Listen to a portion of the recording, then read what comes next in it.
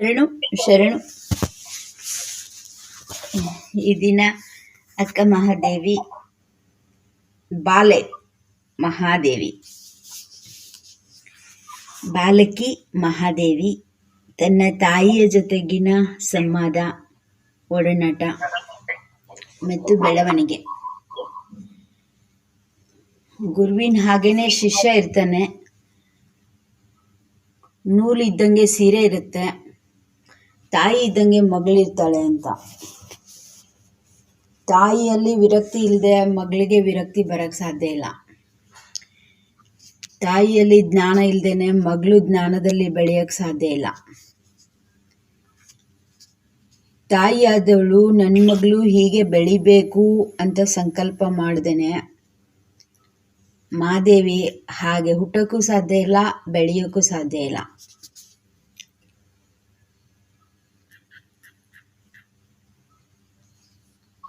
ಮಗು ಮಾದೇವಿ ಪ್ರತಿ ಹೆಜ್ಜೆಗೂ ಕೂಡ ತಾಯಿಯ ಮಾರ್ಗದರ್ಶನದಂತೆ ಬೆಳೆದವಳು. ಮಾದೇವಿ ಇವತ್ತು ಅಕ್ಕ ಮಹಾದೇವಿಯಾಗಿ ನಮ್ಮ ಮುಂದೆ ನಿಂತಿದ್ದಾಳೆ ಅಂತಂದ್ರೆ ಅದರ ಹಿಂದೆ ತಾಯಿ ಅನ್ನುವಂತಹ ಒಂದು ಶಿಲ್ಪಿಯ ಕೈವಾಡ ಇದೆ. ತಾಯಿಯೇ ಸೃಷ್ಟಿಸಿದಂತಹ ಒಂದು ಶಿಲ್ಪ ಅದು.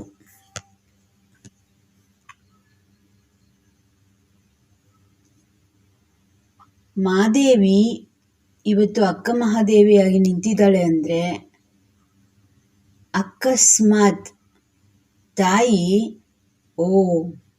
ನನ್ನ ತಾಯಿ ನನ್ನ ಮಗು ಅಂತ ಆ ದೃಷ್ಟಿನಲ್ಲಿ ಮಾದೇವಿ ಕಡೆ ನೋಡಿದ್ದಿದ್ರೆ ಮಗುಗೆ ತಾಯಿ ಮಾಯ ಆಗ್ಬಿಡ್ತಿದ್ಲು. ಮತ್ತು ಅವಳು ಒಂದೆರಡು ಮಕ್ಕಳಿಗೆ ತಾಯಿ ಆಗೋ ಥರ ಅವಳನ್ನ ಬೆಳೆಸ್ತಿದ್ಲು. ಆದರೆ ಅಕ್ಕ ಬರೀ ಜಗನ್ಮಾತೆ ಅಲ್ಲ, ಎಲ್ಲರೂ ಜಗನ್ಮಾತೆ ಅಂತ ಹೇಳ್ತಾರೆ. ನನಗೆ ಯಾಕೋ ಅದರಲ್ಲಿ ರಾಜಿ ಆಗಕ್ಕೆ ಮನಸ್ಸು ಬರಲ್ಲ. ಯಾಕಂದರೆ ಶರಣರಿಗೆ ಜಗತ್ತಿನ ಗೊಡವೆನೇ ಇಲ್ಲ. ಜಗತ್ತಿಗೆ ಬೆಂಡ್ ಮಾಡಿದ ಮೇಲೇ ಲಿಂಗದತ್ತ ಮುಖ ಆಗೋದು. ಪರಮಾತ್ಮನನ್ನ ಒಪ್ಕೊಳ್ಳೋದು ಮತ್ತೆ ಜಗತ್ತಿನ ಕಡೆ ಮುಖ ಮಾಡೋದು ಎರಡೂ ಸಂಭವ ಇಲ್ಲ. ಜಗತ್ತಿನ ಗೊಡವೆ ಇಲ್ಲದೆ ಪರಮಾತ್ಮನ ಕಡೆಗೆ ಮುಖ ಮಾಡಿ ಪರಮಾತ್ಮನತ್ತ ಹೆಜ್ಜೆ ಇರಿಸುವಂತಹ ಒಂದು ಬದುಕು ಬಣ್ಣಗೊಳ್ಳುತ್ತಿರುವಂತಹ ಮತ್ತು ಅದಾಗಲೇ ಲಿಂಗ ದೀಕ್ಷೆ ಪಡೆದಿರುವಂತಹ ಮಾದೇವಿ ಮತ್ತು ಅಂತ ಸಂಸ್ಕಾರ ಕೊಡಬೇಕು ಅನ್ನುವಂತಹ ಒಂದು ಚೈತನ್ಯ ಇರುವಂತಹ ತಂದೆ ತಾಯಿಯರು, ಅವರ ದೃಷ್ಟಿನಲ್ಲಿ ತಾಯಿಯಾದವಳು ಮಾದೇವಿಯಲ್ಲಿ ಅವಳ ಕಣ್ಣಲ್ಲಿ ಅವಳ ಮೈಮಾಟದಲ್ಲಿ ತನ್ನ ತಾಯ್ತನವನ್ನು ನೋಡ್ಕೊಂಡಿಲ್ಲ ಅಂತಂದರೆ ಮಾದೇವಿಯಲ್ಲಿ ಜ್ಞಾನ ಅಥವಾ ವೈರಾಗ್ಯ ಭಕ್ತಿಯ ಬೀಜಾಂಕುರ ಆಗೋದಾಗಲಿ ಅಥವಾ ಅದು ವಿಕಸಿತವಾಗೋದಾಗಲಿ ಸಂಭವ ಇರಲಿಲ್ಲ. ಇಲ್ಲ ಅಂತಂದರೆ ಎಲ್ಲ ಹೆಣ್ಮಕ್ಳು ಅಕ್ಕ ಮಹಾದೇವಿ ಆಗ್ಬೋದಾಗಿತ್ತು.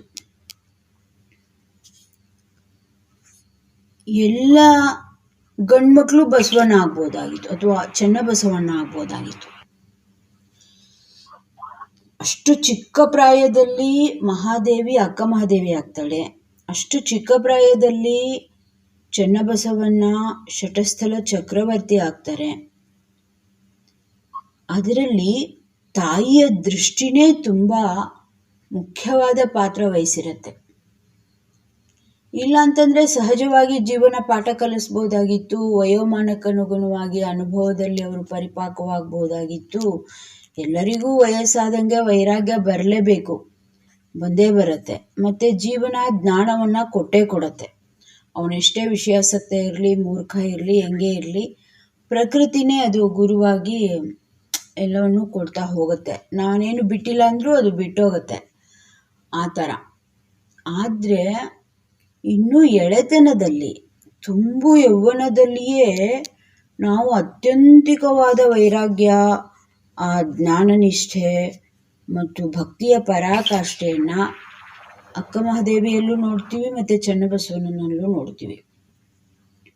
ಇದು ಬರೀ ವೈಯಕ್ತಿಕ ಪ್ರಯತ್ನದಿಂದ ಪುರುಷಾರ್ಥದಿಂದ ಸಾಧ್ಯ ಆಗೋದಿಲ್ಲ. ಹೌದು, ಮಹಾದೇವಿ ಒಬ್ಬ ವ್ಯಕ್ತಿಯಾಗಿ ಬೆಳೀತಿದ್ದಾಳೆ.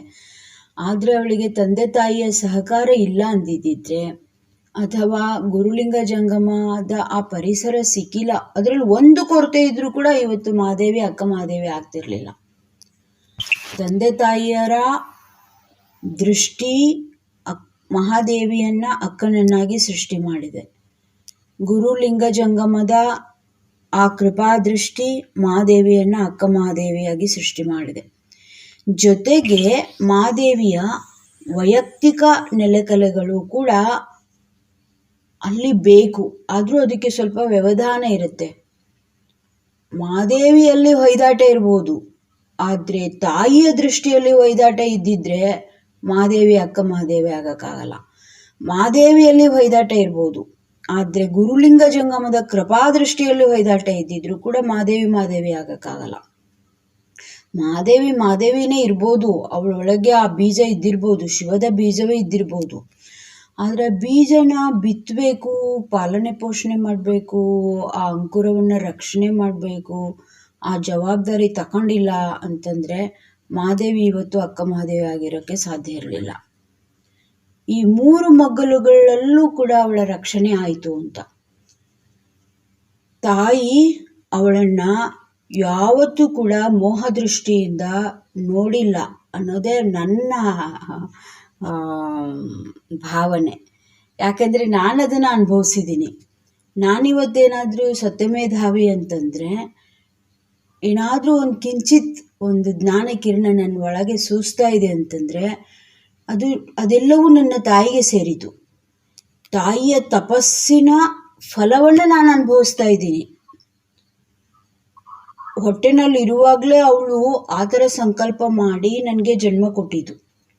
ಮತ್ತು ನನಗೆ ಅಮೃತ ಅಂತ ಹೆಸರಿಟ್ಟಿದ್ದು, ನೀನು ಹುಟ್ಟಿದ್ದು ಸಾಯಕ್ಕಲ್ಲ, ನೀನು ಸಾಧನೆ ಮಾಡೋದಕ್ಕೆ ಅಂತ ಜಾಗೃತಿಯ ಒಂದು ಹೆಸರು ಕರೆದು ಆ ಥರನೇ ನನ್ನೊಳಗೆ ಜಾಗೃತಿ ಮೂಡಿಸಿತು.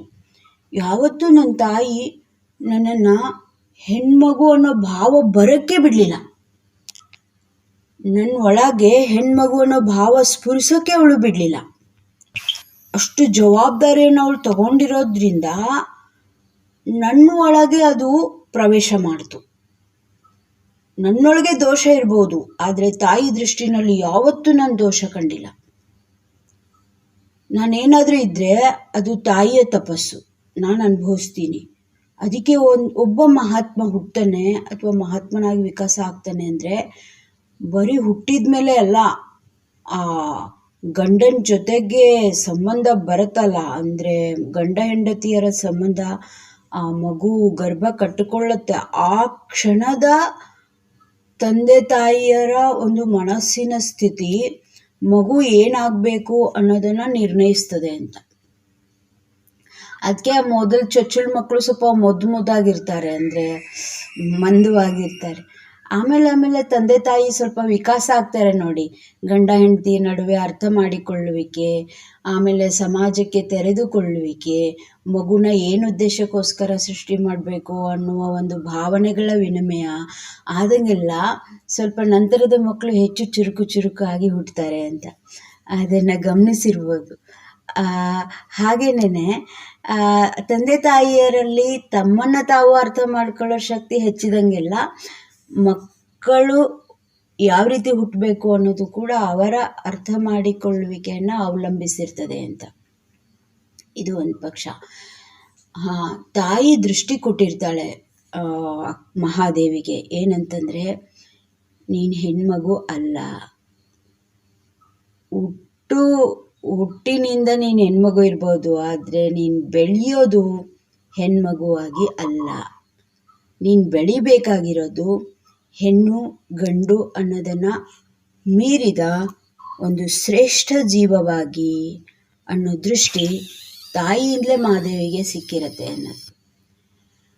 ಆಮೇಲೆ ಇನ್ನೊಂದು, ಇವತ್ತು ನೋಡ್ತೀವಲ್ಲ, ಹೆಣ್ಮಕ್ಳು ಅರೆಬರೆ ಬಟ್ಟೆ ಹಾಕ್ಕೊಳ್ಳೋದು, ಆಮೇಲೆ ತಮ್ಮ ಅಂಗಾಂಗಗಳನ್ನು ತೋರಿಸ್ಕೊಂಡು ಎದೆ ಉಬ್ಬಿಸ್ಕೊಂಡು ಹಂಗೆ ಓಡಾಡೋದು, ಇಂತಹ ಎಲ್ಲ ದೃಶ್ಯಗಳನ್ನು ನೋಡ್ತೀವಲ್ಲ, ಅದ್ರ ಹಿಂದೆ ತಾಯಿಯದ್ದೇ ಪುಸಲತ್ತು ಇರುತ್ತೆ. ತನ್ನ ಮಗುನ ಈ ಥರ ಬಟ್ಟೆ ಹಾಕಿ ನಾನು ತೋರಿಸೋ ಹಾಗೆ ಮಾಡಬೇಕು, ಅವಳ ಒಂದು ಶರೀರದ ಪ್ರದರ್ಶನ ಆಗಬೇಕು, ನನಗೆ ಒಂದು ಹೆಣ್ಮಗು ಇದೆ, ಅವಳು ಹೆಣ್ಣಾಗಿ ಬೆಳೀತಿದ್ದಾಳೆ, ಅವಳ ಹೆಣ್ಣು ಲಕ್ಷಣಗಳನ್ನು ಎಲ್ಲರೂ ಗಮನಿಸಬೇಕು, ಮತ್ತು ಅವಳು ಸದಾ ಆ ರೀತಿ ಪ್ರಚೋದಿಸಲ್ಪಡಬೇಕು, ಅವಳಲ್ಲಿ ಲೈಂಗಿಕ ಭಾವನೆಗಳು ಬೆಳೀತಾ ಹೋಗಬೇಕು. ಹಾಗೆ ಅವಳು ಮುಚ್ಚು ಗೌರಮ್ಮ ಆಗಿ ಬೆಳೆದ್ರೆ ಅವಳಲ್ಲಿ ಲೈಂಗಿಕ ಆಸಕ್ತಿನೇ ಬೆಳೆಯಲ್ಲ ಅನ್ನೋ ಒಂದು ಭಯಕ್ಕೆ ಅವಳು ಯಾವಾಗಲೂ ಆ ಲೈಂಗಿಕ ಆಸಕ್ತಿನಲ್ಲಿ ಬೆಳಿಬೇಕು ಅನ್ನೋ ಒಂದು ಭಾವನೆಯನ್ನು ಪೋಷಣೆ ಮಾಡೋದಕ್ಕೆ ತಾಯಿಯಾದವಳೇ ಮೊದಲು ಅವಳಿಗೆ ಆ ಥರ ಅರೆಬರೆ ಬಟ್ಟೆ ಹಾಕೊಳ್ಳೋಕ್ಕೆ ಅಥವಾ ಅಂಗಾಂಗಗಳ ಪ್ರದರ್ಶನ ಆಗೋ ರೀತಿಯಲ್ಲಿ ಆಡಂಬರದ ಅಲಂಕಾರಗಳು, ವೇಷಭೂಷಣಗಳು, ಇದನ್ನೆಲ್ಲ ಮಾಡೋದು ಖುದ್ದಾಗಿ ತಾಯಿನೇ. ಹೆಣ್ಮಗುಗೆ ಇಷ್ಟ ಇರಲ್ಲ, ಅವಳನ್ನ ಮೈ ಮುಚ್ಕೊಂಡಿರ್ಬೇಕು ಅನ್ನೋ ಪ್ರಜ್ಞೆ ಇರುತ್ತೆ. ಒಂದೊಂದು ಸತಿ ನಾನು ಹಿಂಗೆ ಮಾಡಬಾರ್ದು ಅನ್ನೋದು ಗೊತ್ತಿರುತ್ತೆ ಅವಳಿಗೆ. ಆದರೆ ಎಷ್ಟೋ ಮಕ್ಕಳು ತಾಯಿಯ ಒತ್ತಾಸೆಗೆ ಬಲಿಯಾಗಿ ಸ್ಲೀವ್ಲೆಸ್ ಬಟ್ಟೆ ಹಾಕ್ಕೊಳ್ಳೋದು, ಮತ್ತೊಂದು ರೀತಿಯಲ್ಲಿ ಅಲಂಕಾರ ಮಾಡ್ಕೊಳ್ಳೋದು, ಅದೆಲ್ಲ ತಾಯಿಯ ಒಂದು ತಪ್ಪು ದೃಷ್ಟಿ. ತಪ್ಪು ದೃಷ್ಟಿ ಅಂದರೆ ನೀನು ಹೆಣ್ಣಾಗಿ ಬೆಳಿಬೇಕು, ಹೆಣ್ಣಾಗಿ ಕಾಣಿಸ್ಕೊಳ್ಬೇಕು, ನೀನು ಸದಾ ಪ್ರಚೋದನೆಗೆ ಒಳಗಾಗ್ತಾ ಇರಬೇಕು, ನಿನ್ನೊಳಗೆ ಆ ರೀತಿಯ ರಸದೂತಗಳು ಹುಟ್ಟುತ್ತಾ ಇರಬೇಕು, ನೀನು ಆ ರೀತಿಯಲ್ಲಿ ವಿಕಾಸ ಆಗಬೇಕು, ಹೆಣ್ಣಾಗಿ ವಿಕಾಸ ಆಗಬೇಕಂದ್ರೆ ಇದೆಲ್ಲ ಬೇಕು, ಅಲಂಕಾರ ಬೇಕು, ನಿನಗೆ ಯಾವಾಗಲೂ ಶರೀರ ಭಾವದಲ್ಲೇ ನೀನು ಇರಬೇಕು. ನೀನು ಶರೀರ ಭಾವದಲ್ಲಿ ಇರಲಿಲ್ಲ ಅಂತಂದರೆ ನೀನು ಹೆಣ್ಣಾಗಿ ಬೆಳೆಯಲ್ಲ. ಅಕಸ್ಮಾತಾಗಿ ನಿನಗೇನಾದರೂ ಗುರುಗಳು ಸಿಕ್ಕರು ಅಥವಾ ಮಂತ್ರ ಸಿಕ್ತು, ದೀಕ್ಷೆ ಆಯಿತು ಅಂದರೆ ನೀನು ಕೂಡಲೇ ಹೆಣ್ಣು ಭಾವ ಕಳ್ಕೊಂಡ್ಬಿಡ್ತೀಯ. ಯಾರ ಒಳಗೆ ಉಸಿರಲ್ಲಿ ಮಂತ್ರ ಸೇರಿಬಿಡುತ್ತೆ ಅವರು ಶರೀರ ಭಾವದಲ್ಲಿ ಇರೋಕ್ಕಾಗಲ್ಲ. ಹೆಣ್ಣು ಗಂಡು ಭಾವವನ್ನು ಮೀರಿ ಆ ಜೀವ ಶ್ರೇಷ್ಠ ಜೀವದತ್ತ ನಡ್ಕೊಂಡು ಹೋಗ್ಬಿಡುತ್ತೆ. ಹಂಗೇನಾದರೂ ಆಗೋಗ್ಬಿಟ್ರೆ ನಮ್ಮ ಪ್ರಪಂಚದ ಹಿಡಿತ ತಪ್ಪು ಹೋಗ್ಬಿಡುತ್ತೆ. ಅವಳಿಗೆ ಮಗು ಮಾಡೋಕ್ಕೆ ಆಸೆನೇ ಆಗದೆ ಹೋಗ್ಬೋದು, ಅಥವಾ ಲೌಕಿಕದ ಗಂಡನ ಕಡೆಗೆ ಅವಳಿಗೆ ಆಸಕ್ತಿನೇ ಮೂಡದೆ ಇರ್ಬೋದು. ಕೈ ಬಿಟ್ಟು ಹೋಗುತ್ತೆ ಅನ್ನೋದಕ್ಕೆ ಹೆಣ್ಮಕ್ಳನ್ನ ಅಷ್ಟೊಂದು ಅವರು ಶರೀರ ಭಾವ ಪೋಷಣೆ ಮಾಡೋದಕ್ಕೆ ಅಷ್ಟು ಅಲಂಕಾರಗಳು, ಬಂಗಾರದ ವ್ಯಾಮೋಹ, ಆಮೇಲೆ ಬಣ್ಣ ಬಣ್ಣದ ಸೀರೆಗಳು, ಚಿತ್ತಾರದ ಸೆರಗುಗಳು, ನೆರಿಗೆಗಳು, ಅವನ್ನೆಲ್ಲ ಮಾಡಿರೋದು ಅವಳು ಸದಾ ದೇಹಭಾವ ಪೋಷಣೆ ಆಗಲಿ ಅಂತನೇ. ಮತ್ತು ಅದನ್ನೆಲ್ಲ ಮಾಡಿರೋದು ಯಾರು? ಖುದ್ದಾಗಿ ತಾಯಿನೇ ಮಾಡ್ತಾಳೆ. ಹೆಣ್ಮಗುನ ಹೆಣ್ಮಗು ಆಗಿ ಬೆಳೆಸೋಳು ಖುದ್ದಾಗಿ ತಾಯಿನೇ. ಮತ್ತು ಇದು ಗಂಡ್ಮಗುಗೇನು ಬೇರೆ ಇಲ್ಲ. ತಾಯಿ ಇದು ಗಂಡ್ಮಗು ಅಂತ ದೃಷ್ಟಿ ಇಟ್ಟು ನೋಡಿಲ್ಲ ಅಂತಂದರೆ ಇವತ್ತು ಯಾವ ಗಂಡ್ಮಕ್ಳು ಹೆಣ್ಮಕ್ಳನ್ನ ಅತ್ಯಾಚಾರ ಮಾಡ್ತಿರ್ಲಿಲ್ಲ. ಇವತ್ತು ಗಂಡ್ಮಗು ಹೆಣ್ಮಗುನ ಹೆಣ್ಣು ಅಂತ ನೋಡುತ್ತೆ, ಅವಳ ಮೇಲೆ ಆಕ್ರಮಣ ಮಾಡುತ್ತೆ, ಮತ್ತು ಅತಿಕ್ರಮಣ ಮಾಡುತ್ತೆ, ಅವಳ ಇಚ್ಛೆಗೆ ವಿರುದ್ಧವಾಗಿ ವರ್ತನೆ ಮಾಡೋದನ್ನು ನಾವು ನೋಡ್ತೀವಿ ಅಂತಂದರೆ ಅದ್ರ ಹಿಂದೆ ಹುಟ್ಟಿದ ತಕ್ಷಣ ಮಗುನ ಇದು ಗಂಡ್ಮಗು, ಇದು ಗಂಡಾಗಿ ಬೆಳಿಬೇಕು ಅಂತ ಅವಳೇನು ತಾಯಿ ದೃಷ್ಟಿ ಕೊಡ್ತಾಳಲ್ಲ, ಆ ದೃಷ್ಟಿ ದೋಷದಿಂದಾಗಿ ಅದು ಗಂಡಾಗಿ ಬೆಳೀತಾ ಹೋಗುತ್ತೆ. ಅಕಸ್ಮಾತ್ ಇದು ಒಂದು ಜೀವ, ಇದು ಒಂದು ಶ್ರೇಷ್ಠ ಜೀವವಾಗಿ ಬೆಳಿಬೇಕು ಅನ್ನೋ ದೃಷ್ಟಿ ಏನಾದರೂ ಹುಟ್ಟಿನ ಮೊದಲ ಕ್ಷಣದಲ್ಲೇ ತಾಯಿಯಲ್ಲೇನಾದರೂ ಹುಟ್ಟಿದ್ದು ಆ ಮಗುನ ಆ ದೃಷ್ಟಿಯಿಂದ ನೋಡಿದ್ದಿದ್ರೆ ಇವತ್ತು ಯಾವ ಗಂಡಸು ಹೆಣ್ಣನ್ನು ಹೆಣ್ಣಾಗಿ ನೋಡ್ತಿರ್ಲಿಲ್ಲ. ಒಂದು ಜೀವವಾಗಿ ನೋಡುವಂತಹ ಒಂದು ಶಕ್ತಿ ಗಂಡಸಿನಲ್ಲಿ ಬರ್ತಿತ್ತು. ಆದರೆ ತಾಯಿ ಮೊಲೆ ಹಾಲು ಕೊಡಬೇಕಾದ್ರೆ, ಎದೆಗೆ ಔಚ್ಕೊಳ್ಬೇಕಾದ್ರೆ ಇದು ಗಂಡು ಮಗು ಅಂತ ನೋಡ್ತಾಳೆ ನೋಡಿ. ಅದಕ್ಕೋಸ್ಕರ ಆ ಮಗು ಗಂಡಾಗಿ ಬೆಳೀತದೆ ಮತ್ತು ಹೆಣ್ಣನ್ನು ಹೆಣ್ಣಾಗಿ ನೋಡಿ ಆಕರ್ಷಿತ ಆಗ್ತದೆ, ಆಕ್ರಮಕವಾಗಿ ವೃತ್ತಿಗಳನ್ನು ಬೆಳೆಸ್ಕೊಳ್ತಾ ಹೋಗ್ತದೆ. ಅಲ್ಲಿ ದೋಷ ಇರೋದು ತಾಯಿಯ ದೃಷ್ಟಿನಲ್ಲಿ ಅಂತ. ಅದು ಮಾಯಾ ದೃಷ್ಟಿ. ನಾನು ತಾಯಿ ಅನ್ನೋದೇ ಮೊದಲ್ ಮಾಯೆಯ ಅಂಕುರ ಆಗೋದು, ನಾನು ತಾಯಿ ಅನ್ನೋದು. ಆಮೇಲೆ ನನ್ನ ಮಗು, ಹೆಣ್ಮಗು, ಗಂಡ್ಮಗು, ಇದೆಲ್ಲ ಮಾಯೆಯ ವಿಲಾಸವೇ. ಆದರೆ ಮಾಯೆಯ ವಿಲಾಸದ ಜಾಗಿನಲ್ಲಿ ಚಿತ್ ಲೀಲಾವಿಲಾಸ ಸಂಭವಿಸ್ಬೇಕು ಅಂತಂದರೆ ಅವಳು ತಾಯ್ತನವನ್ನು ಪೋಷಣೆ ಮಾಡ್ಕೋಬೇಕು. ನನ್ನ ತಾಯ್ತನದ ತೃಪ್ತಿಗೋಸ್ಕರ ದೇವರು ಈ ಜೀವರೂಪದಲ್ಲಿ ನನ್ನ ಮಡಿಲನ್ನು ತುಂಬಿದ್ದಾನೆ ಅಂತ ದೇವ ದೃಷ್ಟಿನಲ್ಲಿ ತಾಯ್ತನದ ತೃಪ್ತಿಗೋಸ್ಕರ ಹಾಗೆ ನೋಡುವಂತಹ ಶಕ್ತಿ ತಾಯಿನಲ್ಲಿ ಅಕಸ್ಮಾತಾಗಿ ಬಂದರು ಅಂದರೆ ಅರಿತು ಮೊರೆತೊಮ್ಮೆ ಗುರುವೆಂದು ನೆನೆದರೆ ಗುರುತಿಟ್ಟು ಅವರಿಗೆ ಪರತತ್ವ ಹೇಳಿದ ಅಂತ ಹೇಳ್ತಾರೆ. ಹಂಗೆ ಅಕಸ್ಮಾತ್ ಅವಳಲ್ಲಿ ಏನಾದರೂ ಆ ಗುರುತತ್ವ ಜಾಗೃತ ಆದರೆ ಆ ತಾಯಿ ಜನನಿ ತಾನು ಮೊದಲ ಗುರು ಅನ್ನೋ ಪಟ್ಟ ಅಂತಹ ತಾಯಿಗೆ, ಆ ತಾಯಿಯ ದೃಷ್ಟಿಗೆ ಅದು ಸಿಕ್ಕತ್ತೆ ಮತ್ತು ದಕ್ಕತ್ತೆ. ಬಹುಶಃ ಚನ್ನಬಸವನ ಆಗಬೇಕಾದ್ರೆ, ಮಹಾದೇವಿ ಅಕ್ಕ ಮಹಾದೇವಿ ಆಗಬೇಕಾದ್ರೆ ಆ ದೃಷ್ಟಿಯಲ್ಲಿ, ಆ ತಾಯಿಯ ದೃಷ್ಟಿ, ಆ ಅಕ್ಕ ನಾಗಮ್ಮನ ದೃಷ್ಟಿ ಮತ್ತಿಲ್ಲಿ ಲಿಂಗಮ್ಮನ ದೃಷ್ಟಿನಲ್ಲಿ ನಾನು ತಾಯಿ ಅನ್ನುವಂತಹ ಮಾಯಾ ಪರದೆ ಹರಿದು ತಾಯ್ತನದ ತೃಪ್ತಿ ಅನ್ನುವಂತಹ ಒಂದು ಅಂತರ್ಮುಖಿ ದೃಷ್ಟಿ ಇದ್ದದ್ರಿಂದಲೇ ಮಹಾದೇವಿ ಅಕ್ಕ ಮಹಾದೇವಿಯಾಗಿ ಬೆಳೆಯೋಕ್ಕೆ ಸಾಧ್ಯ ಆಗುತ್ತೆ. ಮತ್ತು ಅಂಥ ತಾಯಂದಿರು ಯಾವತ್ತೂ ಮಗುಗೆ ದೇಹಭಾವ ಬರೋ ಥರದ ವೇಷಭೂಷಣಗಳನ್ನು ಮಾಡೋಕ್ಕೆ ಹೋಗಲ್ಲ. ಆಡಂಬರದ ಅಲಂಕಾರಗಳನ್ನು ಅವರಿಗೆ ತೊಡ್ಸೋಕ್ಕೆ ಹೋಗಲ್ಲ. ತಾಯಿ ಅಂದರೆ ತಂದೆನೂ ಬರಬೇಕಲ್ಲಿ. ನಾನು ತಾಯಿ ಹೇಳ್ತಿದ್ದೀನಿ, ತಂದೆನ ಹೊರತಾಗಿ ಹೇಳ್ತಿದ್ದೀನಿ ಅಲ್ಲ. ಅಲ್ಲಿ ತಂದೆಯ ಪಾತ್ರ ಕೂಡ ಇರುತ್ತೆ. ತಾಯಿ ಅಂದ ತಕ್ಷಣ ತಂದೆ ತಾಯಿ ಎರಡನ್ನೂ ಜೊತೆಯಾಗಿ ತಗೊಳ್ಬೇಕು. ಯಾಕಂದರೆ ಇಬ್ಬರ ಪಾತ್ರವೂ ಇರುತ್ತೆ ಅಲ್ಲಿ. ಒಬ್ಬರು ಮಾತ್ರ ವೈರಾಗ್ಯ ದೃಷ್ಟಿ ಇಟ್ಕೊಂಡು ಮತ್ತೆ ತಂದೆ ಅವಳನ್ನು ಮೋಹಿತಗೊಳಿಸಿ ನೀನು ಹೆಣ್ಮಗು ಅನ್ನೋ ದೃಷ್ಟಿಯಿಂದ ನೋಡಿದ, ಅಥವಾ ಅವಳಿಗೆ ಆಭರಣಗಳನ್ನ ತಂದುಕೊಟ್ಟು ಅಸಮಯೋಚಿತವಾದ ಅಸಾಂದರ್ಭಿಕವಾದ ಪ್ರಚೋದನೆಗಳನ್ನ ಕೊಡ್ತಿದ್ದ ಅಂತಂದರೆ ಬರೀ ತಾಯಿಯ ಬೋಧನೆ ಸಾಧನೆ ಅಲ್ಲಿ ಕೆಲಸಕ್ಕೆ ಬರಲ್ಲ. ಅಪ್ಪ ಹೇಳ್ತಿದ್ರು ನಮಗೆಲ್ಲ, ಯಾಕೆ ನೀವು ವಿಭೂತಿ ಹಚ್ಕೊಂಡು ಶಾಲೆಗೆ ಹೋಗಿ, ಶಾಲೆಯಲ್ಲಿ ಆಭರಣಗಳ ಅವಶ್ಯಕತೆ ಏನಿರುತ್ತೆ? ಒಂದೇ ಮಾತಲ್ಲಿ ತೆಗೆದುಹಾಕ್ಬಿಡ್ತಿದ್ರು. ನಾವು ಅಕ್ಕಪಕ್ಕ ನಮ್ಮ ಸ್ನೇಹಿತೆಯರನ್ನು ನೋಡಿ ಏನಾದರೂ ಕಿವಿಯಲ್ಲಿ ಓಲೆ ಇಟ್ಕೋಬೇಕು, ಮತ್ತೊಂದೇನೋ ಕೈಯಲ್ಲಿ ಬಳೆ ಅದೆಲ್ಲ ಆ ಕಡೆ ಗಮನ ಹೋದ್ರೂ ಕೂಡ, ನಮ್ಮ ಮನಸ್ಸು ಹೊಯ್ದಾಡಿದ್ರು ಕೂಡ ಅಪ್ಪ ಮಾತ್ರ ಯಾವತ್ತೂ ಹೊಯ್ದಾಡ್ತಿರ್ಲಿಲ್ಲ. ಶಾಲೆ ಓದೋ ಮಕ್ಕಳಿಗೆ ಏನಾಗುತ್ತೆ ಇದೆ, ಸ್ವಚ್ಛ ಮುಖ ತೊಳ್ಕೊಳ್ಬೇಕು, ವಿಭೂತಿ ಧಾರಣೆ ಮಾಡ್ಕೊಂಡು ಹೋಗಬೇಕು. ನಿಮ್ಮನ್ನು ನೋಡಿದರೆ ಅಕ್ಕ ಮಹಾದೇವಿ ಬರ್ತಿದ್ದಾಳೆ ಅಂತ ಅನಿಸ್ಬೇಕು. ಯಾರಿಗೆ ದುಷ್ಟ ಬುದ್ಧಿ ಬರಲ್ಲ ನಿಮ್ಮನ್ನು ನೋಡಿದ್ರೆ ವಿಭೂತಿ ಹಚ್ಕೊಂಡು ಹೋದ್ರೆ ಅಂತ. ಅಂದರೆ ಅಪ್ಪನಾದವನೇ ಈ ಮಾತು ಹೇಳಿದರೆ ಅದಕ್ಕೆ ಬಹಳ ಶಕ್ತಿ ಇರುತ್ತೆ. ಯಾಕೆಂದರೆ ಸಣ್ಣ ಮಗು ಇದೆಯಲ್ಲ, ಅದು ಅಪ್ಪನೇ ಸರ್ವಸ್ವ ಅಂದ್ಕೊಂಡಿರುತ್ತೆ.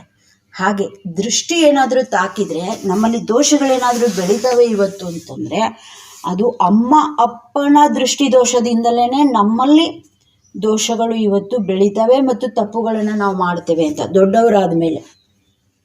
ಮತ್ತು ನಾವೇನಾದರೂ ಪುಸ್ತಕ ಓದಿ ಜಾಣ ಆಗ್ತೀವಿ? ಇಲ್ಲ. ನಾವು ಬಾಲ್ಯದಲ್ಲಿ ಅಮ್ಮ ಅಪ್ಪ ನಮ್ಗೆ ಏನು ಮಾತು ಹೇಳಿರ್ತಾರೆ, ನಮ್ಮನ್ನು ಯಾವ ದೃಷ್ಟಿಯಿಂದ ನೋಡಿರ್ತಾರೆ, ಅದೇ ನಮಗೆ ಒಂದು ದೊಡ್ಡ ಪುಸ್ತಕ ಆಗ್ಬಿಟ್ಟಿರುತ್ತೆ. ಎಂತಹ ಜೀವನದ ಬದುಕಿನ ನಿರ್ಣಾಯಕ ಹಂತದಲ್ಲಿ ನಾವು ನಿಂತ್ಕೊಂಡು ತಪ್ಪಿನ ಒಂದು ಸುಳಿನಲ್ಲಿ ನಾನು ಸಿಲುಕ್ತಿದ್ದೀನಿ ಅಂತಂದರೂ ಕೂಡ ಒಂದು ಅಪ್ಪನ ದೃಷ್ಟಿ, ಅಮ್ಮನ ಒಂದು ಮಾತು ನಮಗೆ ಸಾಕು ಆ ಸುಳಿಯಿಂದ ತಪ್ಪಿಸ್ಕೊಳ್ಳೋಕ್ಕೆ, ಪಾರಾಗೋದಕ್ಕೆ, ಮುಂದೆ ಹೆಜ್ಜೆ ಇಡೋದಕ್ಕೆ. ಅಷ್ಟು ಶಕ್ತಿ ಇದೆ ಅಮ್ಮ ಅಪ್ಪನ ದೃಷ್ಟಿ ಮತ್ತು ಮಾತಲ್ಲಿ ಅಂತ. ಇವತ್ತೇನಾದರೂ ಹೆಣ್ಮಕ್ಳು ಇವತ್ತು ಬಿಗಿ ಬಿಗಿ ಬಟ್ಟೆ ಹಾಕ್ಕೊಂಡು ಅಷ್ಟೊಂದು ಅಂಗಾಂಗಗಳನ್ನು ಪ್ರದರ್ಶನ ಮಾಡ್ಕೊಂಡು ಓಡಾಡ್ತಾರೆ ಅಂದರೆ ಅಲ್ಲಿ ಮನೆಯಲ್ಲಿ ಅಪ್ಪನ ಪುಸಲತ್ತಿರುತ್ತೆ, ಅಮ್ಮನ ಅಲ್ಲಿ ಸಹಕಾರ ಇರುತ್ತೆ ಅಂತಲೇ ತಿಳ್ಕೊಬೇಕು. ನಾವು ಬುದ್ಧಿ ಹೇಳೋದು ಮಕ್ಕಳಿಗೆಲ್ಲ, ಅಮ್ಮ ಅಪ್ಪನಿಗೆ ಕೂತ್ಕೊಂಡು ಬುದ್ಧಿ ಹೇಳಬೇಕು. ಅಮ್ಮ ಅಪ್ಪನಿಗೆ ಬುದ್ಧಿ ಇರಲ್ಲ, ಅದಕ್ಕೋಸ್ಕರ ಮಕ್ಕಳು ಬುದ್ಧಿಗಿಡಿಗಳಾಗಿ ಬೆಳೀತಾರೆ ಅಂತ. ಇನ್ನು ಅಲಂಕಾರ ಯಾರಿಗೆ ಬೇಕಾಗತ್ತೆ ನೋಡಿ. ಏನು ಘಮ ಘಮ ಅಂದರೆ ಅದರ ಅರ್ಥ ಅಲ್ಲೇನೋ ಕೊಳಕಿದೆ ಅಂತ ತಿಳ್ಕೊಬೇಕು. ಯಾರು ಸೇಂಟ್ ಹಾಕ್ಕೊಂಡಿದ್ದಾರೆ ಅಂದರೆ ಅವರು ಒಂದು ವಾರದಿಂದ ಸ್ನಾನ ಮಾಡಿಲ್ಲ ಅಂತ ತಿಳ್ಕೊಳ್ಬೇಕು. ನಾವೇನು ಅನ್ಕೋತೀವಿ, ನಮಗೆ ಮಂದ ಬುದ್ಧಿ, ಈ ಸೇಂಟ್ ಹಾಕಿದ್ದಾರೆ, ಸೇಂಟ್ ಆಹಾ ಘಮ ಘಮ ಅಂದರೆ ಪಶು ಬುದ್ಧಿ ನಮಗೆ. ಆ ಪಶುವೇನು ಬಲ್ಲದು ಹಸಿರೆಂದೆಳಿಸುವುದು, ಅದಕ್ಕೆ ಘಮ ಅಂದರೆ ಅದಕ್ಕೆ ವಶ ಆಗಿಬಿಡತ್ತೆ. ಸ್ವಲ್ಪ ಚಂದ ಕಂಡುಬಿಟ್ರೆ ವಶ ಆಗಿಬಿಡತ್ತೆ, ಮೃದು ಅಂದ್ಬಿಟ್ರೆ ಅದಕ್ಕೆ ಒಳಗಾಗ್ಬಿಡುತ್ತೆ. ಯಾರಾದರೂ ಸ್ವಲ್ಪ ಚಂದ ಮಾತಾಡ್ತಾರೆ ಅಂತಂದರೆ ಮರಳಾಗ್ಬಿಡುತ್ತೆ. ಅಂದರೆ ಇದು ಪಶು ಬುದ್ಧಿ, ಅದಕ್ಕೆ ಬುದ್ಧಿ ಇಲ್ಲ, ಸ್ವಂತ ಬುದ್ಧಿ ಇಲ್ಲ, ಪ್ರಚೋದನೆ, ಹೊರಗಿನಿಂದ ಪ್ರಚೋದನೆ ಆಗಿಬಿಡುತ್ತೆ. ಆದರೆ ಸ್ವಲ್ಪ ಪಶುವಿನಿಂದ ನಾವು ಮನುಷ್ಯ ಯೋನಿನಲ್ಲಿ ಹುಟ್ಟಿದ್ದೀವಿ ಅಂತಂದರೆ ನಮಗೆ ಫಸ್ಟ್ ಗೊತ್ತಾಗಬೇಕು, ಅಲ್ಲೇನಾದ್ರು ಸೇಂಟ್ ಹಾಕಿದ್ದಾರೆ ಅಂದರೆ ಅಲ್ಲಿ ಕೊಳಚೆ ಇದೆ, ಅದು ಹೆಣಕ್ಕೆ ಸೇಂಟ್ ಹಾಕ್ತಾರೆ. ಯಾಕಂದರೆ ಅದು ಕೊಳೀತದೆ ನೋಡಿ, ಕೊಳೆತದ್ದು ವಾಸನೆ ಬರಬಾರ್ದು ಅಂತ ಸೇಂಟ್ ಹಾಕ್ತಾರೆ. ಅಂದರೆ ಅಲ್ಲೇನೋ ಹೆಣ ಇದೆ, ಶವ ಇದೆ, ಅಥವಾ ಅಲ್ಲೇನೋ ಕೊಳೀತಾ ಇದೆ, ಅದಕ್ಕೆ ಸೇಂಟ್ ಇದೆ ಅಂತ ಮನುಷ್ಯರಾದವ್ರಿಗೆ ಗೊತ್ತಾಗಬೇಕು. ಇನ್ನು ತುಂಬಾ ಮೇಕಪ್ ಮಾಡ್ಕೊಂಡಿದ್ದಾರೆ, ಅದರ ಅರ್ಥ ಅಲ್ಲಿ ವಿಕಾರ ಇದೆ ಅಂತ. ವಿಕಾರ ಇರೋದ್ರಿಂದ ಮೇಕಪ್ ಮಾಡ್ಕೊಂಡಿರ್ತಾರೆ. ವಿಕಾರ ಇಲ್ಲದವನಿಗೆ ಮೇಕಪ್ನ ಅವಶ್ಯಕತೆಯೇ ಇಲ್ಲ. ದಿನಕ್ಕೆ ಒಂದು ಸತಿ ಮುಖ ತೊಳೆದ್ರೂ ಸಾಕು, ಮತ್ತೆ ಮುಖ ತೊಳ್ಕೊಳ್ಳೋ ಅವಶ್ಯಕತೆ ಇಲ್ಲ. ನಾನು ಮತ್ತೆ ಮುಖ ತೊಳ್ಕೊತಾ ಇದ್ದೀನಿ ಅಂದರೆ ಅಲ್ಲೇನೋ ಇದೆ ಅಂತ ತಿಳ್ಕೊಬೇಕು. ಮತ್ತೆ ನಾನು ಮೇಕಪ್ ಮೇಲೆ ಮೇಕಪ್ ಮಾಡ್ಕೊತೀನಿ ಅಂತಂದರೆ ಅಲ್ಲೇನೋ ಕೊಳಕಿದೆ ಅಂತಲೇ ಅರ್ಥ. ಮತ್ತು ಬಹಳ ಮಾತು ಬೇಕಾಗಿಲ್ಲ, ಒಂದು ಮಾತು ಸಾಕು, ಅಥವಾ ಪಿಸು ಮಾತು ಸಾಕು. ಯಾರೋ ಎತ್ತರ ಧ್ವನಿಯಲ್ಲಿ ಜೋರಾಗಿ ಹೇಳ್ತಿದ್ದಾರೆ ಅಂತಂದರೆ ಅಲ್ಲಿ ಏನೋ ನಿಯಂತ್ರಣ ತಪ್ಪಿದೆ ಅಂತಲೇ ಅರ್ಥ. ಎಲ್ಲಿ ಆತ್ಮನಿಯಂತ್ರಣ ಇದೆ ಅಲ್ಲಿ ಮತ್ತೆ ಎತ್ತರದ ಧ್ವನಿಯಲ್ಲಿ ಮಾತನಾಡುವ ಅವಶ್ಯಕತೆ ಇರೋದಿಲ್ಲ. ಅಂದರೆ ಆತ್ಮ ಸಂಯಮ ತಪ್ಪಿದಾಗ, ತನ್ನ ಮೇಲಿನ ನಿಯಂತ್ರಣ ತಪ್ಪಿದಾಗ ನಾವು ಇನ್ನೊಬ್ಬರ ಮೇಲೆ ಹರಿಹಾಯ್ತಿರ್ತೀವಿ ಅಂತ. ಈಗ ಸಿಟ್ಟು ಮಾಡ್ತಿದ್ದಾರೆ, ಯಾರು ಸಿಟ್ಟು ಮಾಡ್ತಿದ್ದಾರೆ ಅಂತಂದರೆ ಅದು ಅವರ ಎತ್ತರ ಧ್ವನಿಯಲ್ಲಿ ಕೂಗಾಡ್ತಿದ್ದಾರೆ ಅಂತಂದರೆ ಅವರ ಶಕ್ತಿ ಸಾಮರ್ಥ್ಯ ಅಲ್ಲ, ಅದು ತನ್ನ ಶಕ್ತಿಯನ್ನೆಲ್ಲ ಕಳ್ಕೊಂಡ್ಮೇಲೆ ಪೂರ್ಣ ಕಂಗಾಲಾದಾಗ ಮನುಷ್ಯ ಹರಿಹಾಯ್ತಾನೆ ಮತ್ತು ಸಿಟ್ಟು ಮಾಡ್ಕೊಳ್ತಾನೆ ಅಂತ. ಇದು ಮನುಷ್ಯ ಆದವರಿಗೆ ತಿಳಿತದೆ, ಆದರೆ ಪಶು ಬುದ್ಧಿಗೆ ಮಾತ್ರ ತಿಳಿಯಲ್ಲ. ಸಿಟ್ಟು ಮಾಡ್ಕೋತಾ ಇದ್ದಾನೆ, ನನ್ನ ಗಂಡ ಸಿಟ್ಟು ಮಾಡ್ಕೋತಿದ್ದಾನೆ ಅಂತ ಆ ಹೆಂಡತಿ ಆದವಳು ಅವನಿಗೆ ಏನಾಗ್ತಾಳೆ, ವಶ ಆಗ್ಬಿಡ್ತಾಳೆ. ಅದು ಹಂಗಲ್ಲ, ಪದ್ಧತಿ ಅಲ್ಲ, ಅದು ಪಶು. ಆದರೆ ಸಿಟ್ಟು ಮಾಡ್ತಾನೆ ಅಂದರೆ ಆ ಸಿಟ್ಟು ಶಾಂತ ಆಗೋವರೆಗೂ ಅವಳು ಮೌನವಾಗಿರಬೇಕು. ಅದು ಬಿಟ್ಟು ಭಯ ಭೀತಿಯಿಂದ ನಾವು ನಡ್ಕೊಳಕ್ಕೆ ಹೋಗ್ತೀವಲ್ಲ, ಸಿಟ್ಟು ಮಾಡೋರ ಜೊತೆಗೆ ಭಯ ಭೀತಿ ಅವಶ್ಯಕತೆ ಇಲ್ಲ. ನಾನು ಸತ್ಯವಾಗಿರುವಾಗ, ನಾನು ಪ್ರಾಮಾಣಿಕವಾಗಿರುವಾಗ ಯಾರಾದರೂ ನನ್ನ ಮೇಲೆ ಹರಿಹಾಯ್ತಾರೆ, ಸಿಟ್ಟು ಮಾಡ್ತಾರೆ ಅಂತಂದರೆ ಅದೇನು ಅವರು ಒಬ್ಬ ತೀವ್ರತೆ ಕತೆ ಬರುತ್ತೆ ನೋಡಿ. ಒಬ್ಬ ಋಷಿ ಬಂದುಬಿಟ್ಟು ಭಿಕ್ಷೆ ಬೇಡ್ತಾನೆ, ಆಮೇಲೆ ಅವನು ಕಣ್ಣು ಬಿಟ್ಟಾಗ ಒಂದು ಕಾಗೆ ಸತ್ತೋಗಿರುತ್ತೆ ಗಿಡದ ಮೇಲಿಂದ. ಅವನು ಒಬ್ಬ ಗರತಿಯ ಮನೆಗೆ ಹೋಗಿ ಭಿಕ್ಷೆ ಬೇಡಿದಾಗ ಒಂದು ಸ್ವಲ್ಪ ತಡವಾದದಕ್ಕೆ ಗುರು ಅಂತ ನೋಡಿದಾಗ ಅವಳು ಅಂತಾಳೆ, ನಾನೇನು ಸುಟ್ಟೋಗೋದಕ್ಕೆ ಕಾಗೆ ಏನಪ್ಪ, ನಾನು ಗೆರತಿ ಇದ್ದೀನಿ ಅಂತ ಹೇಳ್ತಾಳೆ. ಹಂಗೆ ತಾನು ಸತ್ಯವಾಗಿರುವಾಗ, ಪ್ರಾಮಾಣಿಕವಾಗಿರುವಾಗ ಅದು ಯಾರೇ ಗುರಾಯಿಸಿದ್ರು, ಯಾರೇ ಸತಾಯಿಸಿದ್ರು ಕೂಡ ಭಯಪಡೋ ಅವಶ್ಯಕತೆ ಇಲ್ಲ. ಹಾಗಾದರೆ ನಾನು ಭಯಪಡ್ತೀನಿ ಅಂತಂದರೆ ನನ್ನಲ್ಲಿ ಸತ್ಯತೆಯ ಕೊರತೆ ಇದೆ. ಯಾರಾದರೂ ಗುರಾಯಿಸ್ತಾರೆ ಅಂತಂದರೆ ಅವರಲ್ಲಿ ಯಾವ ಶಕ್ತಿಯೂ ಇಲ್ಲ. ಶಕ್ತಿ ಕಳ್ಕೊಂಡ್ಮೇಲೆ ಮನುಷ್ಯ ಗುರಾಯಿಸ್ತಾನೆ. ಕೊಳಕಿದ್ದಲ್ಲೇ ಸೇಂಟ್ ಹಾಕ್ತೇನೆ, ಆ ವಿಕಾರ ಇದ್ದಲ್ಲೇ ಮೇಕಪ್ ಮಾಡ್ಕೊತೇನೆ. ಇದು ಗೊತ್ತಾಗಬೇಕು. ಮತ್ತು ಮೂರ್ಖರಾದವರು ಆಭರಣಗಳನ್ನು ಹಾಕ್ಕೊಂಡು ಚಂದ ಕಾಣೋಕ್ಕೆ ಪ್ರಯತ್ನ ಮಾಡ್ತಾರೆ. ಯಾರು ಕೈಗಳಿಂದ ದಾನ ಮಾಡ್ತಾರೆ ಅವರಿಗೆ ದಾನವೇ ಕೈಗಳಿಗೆ ಆಭರಣ. ಯಾರು ಸತ್ಯ ಮಾತಾಡ್ತಾರೆ ಅವರಿಗೆ ಕೊರಳಿಗೆ ಅದೇ ಆ ಸತ್ಯವೇ ಕಂಠಾಭರಣ. ಮತ್ತೆ ಇನ್ನೊಂದು ಕಂಠ ಆಭರಣ ಮಾಡ್ಕೋಬೇಕಾಗಿಲ್ಲ, ಮತ್ತೆ ಇನ್ನೊಂದು ಬಂಗಾರದ ಬಳೆಯನ್ನು ಹಾಕೋಬೇಕಾಗಿಲ್ಲ. ಅಂದರೆ ಯಾರಲ್ಲಿ ಒಳಗಿನ ಸೌಂದರ್ಯ ಕಳೆದು ಹೋಗಿದೆ. ಅವರು ಮಾತ್ರ ಹೊರಗಿನ ಆರೋಪ ಮಾಡಿಕೊಳ್ತಾರೆ. ಯಾರು ಒಳಗೆ ತಮ್ಮೊಳಗೆ ತಾವು ತಮ್ಮ ದೃಷ್ಟಿಯನ್ನು ಒಳಮುಖ ಮಾಡಿಕೊಂಡಿದ್ದಾರೆ, ತಮ್ಮ ಕಡೆಗೆ ತಾವು ನೋಡ್ಕೊಳ್ತಾ ಇದ್ದಾರೆ, ಅಲ್ಲಿ ಹೊರಗಿನ ಆಡಂಬರ ಅದು ಕಸದ ಥರ ಅನ್ನಿಸ್ತದೆ. ಅವರು ಕಸ ಗುಡಿಸೋ ಥರ, ನಾವು ಮನೇನ ಹೆಂಗೆ ಕಸ ಗುಡಿಸ್ತೀವಲ್ಲ ಹಾಗೆ ಹೊರಗಿನ ಆಭರಣ, ಹೊರಗಿನ ಆಕರ್ಷಣೆ, ಹೊರಗಿನ ಅಲಂಕಾರಗಳು ಇವೆಲ್ಲವೂ ಕೂಡ ಒಂಥರ ಕಸದ ಥರ ಅದನ್ನು ಗುಡಿಸಿ ಬಿಸಾಕ್ತಾರೆ ಅಂತ. ಇದು ಅಕ್ಕ ಮಹಾದೇವಿಗೆ ಬಾಲ್ಯದಲ್ಲಿ ಅಂತಹ ಒಂದು ಮನೆಯ ಪರಿಸರ ಅವಳಿಗೆ ಸಿಕ್ಕಿತ್ತು ಅಂತಲೇ ಇವತ್ತು ಅಕ್ಕ ಮಹಾದೇವಿಯಾಗಿ ಅವಳು ನಮ್ಮ ಮುಂದೆ ಇದ್ದಾಳೆ. ಎಲ್ಲರಿಗೂ ಶರಣಾರ್ಥಿಗಳು.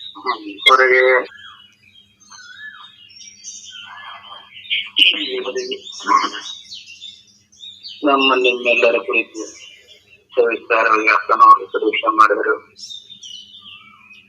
ಮಂಗಳ ಮಾಡೋನ್ರಿ. ಎಲ್ಲ ಪರಂಜ್ಯೋತಿ ಬೆಳಗುತ್ತಿದೆ, ಮಾತು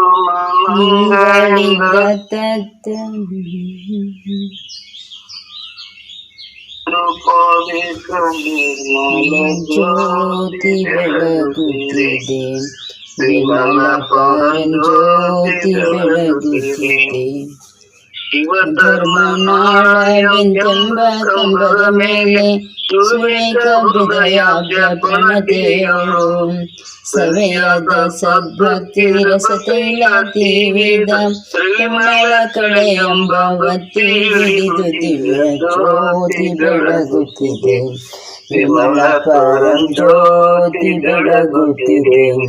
ಮುಸುಕಿದ ವಿಷಯ ಪತಂಗ ಬಿದುಳೆ ತಾಮಸ ಬುದ್ಧಿ ಎಂಬ ಕತ್ತಲೆಯೇ ಮಸರಿಸು ಜ್ಞಾನಯಂತೆಂಬ ಮಹಾಪ್ರಭೆ ಪಸರಿಸಿ ಮಾಯ ಕಾಳಿಕ ಪೋತನುಪಮ ಜ್ಯೋತಿ ಬೆಳಗುತ್ತಿದೆ, ವಿಮಲ ಪರಂಜ್ಯೋತಿ ಬೆಳಗುತ್ತಿದೆ. ಪ್ರಣವಾಕಾರದ ಗುಣಮೂರು ಮುಟ್ಟದ ಗಣನೆ ಗತಿತಾರ್ಥವನೆ ತೋರುವ ಮಾತ್ರ ಚಲನೆ ಇಲ್ಲದೆ ಮೋಕ್ಷ ಚಿಂತ ಮಣಿಯನಿ ಶಿವ ಶಂಭೋ ಲಿಂಗವೇ ತಾನಾದ ಜ್ಯೋತಿ ಬೆಳಗುತ್ತಿದೆ, ವಿಮಲ ಪರಂಜ್ಯೋತಿ ಬೆಳಗುತ್ತಿದೆ. ಹರ ಓಂ ಚೈತನ್ಯಂ ಶ್ರೀತಂ ಶಾಂತಂ ವ್ಯೋಮಾತೀತಂ ನಿರಂಜನಂ ನಾದಬಿಂದುಕಲಾತೀತಂ ತಸ್ಮೈ ಶ್ರೀ ಗುರುವೇ ನಮಃ. ಜಗದ್ಗುರು ಸಿದ್ಧಾರೂಢ ಮಹಾರಾಜ್ ಕಿ ಜೈ. सकल साधु संत महाराज की जय. जय मंगलम जय मां पार्वती शिव हर हर महादेव. सर्व महात्मರಿಗೆ ಶರಣು ಶರಣಾರ್ಥಿಗಳು. ಶರಣು ಶರಣು ನಮಸ್ತೆ. ಶರಣು ಶರಣು ಶರಣು ಶರಣು. ಸರ್ವರಿಗೂ ನಮಸ್ಕಾರ. ಅಪ್ಪರ್ ಬಂದ ನೋಡ್ರಿ. ಶರಣ ಶರಣಾರ್ಥಿಪ್ಪ ಎಲ್ಲರಿಗೆ ಓಂ ನಮ ಶಿವಾರಿಪ್ಪ. ಓಂ ನಮ ಶಿವಾಯ. ಹೋಗಿಲ್ಲ ಈಗ ಕೇಳ್ತಲ್ಲ ಸ್ವಲ್ಪ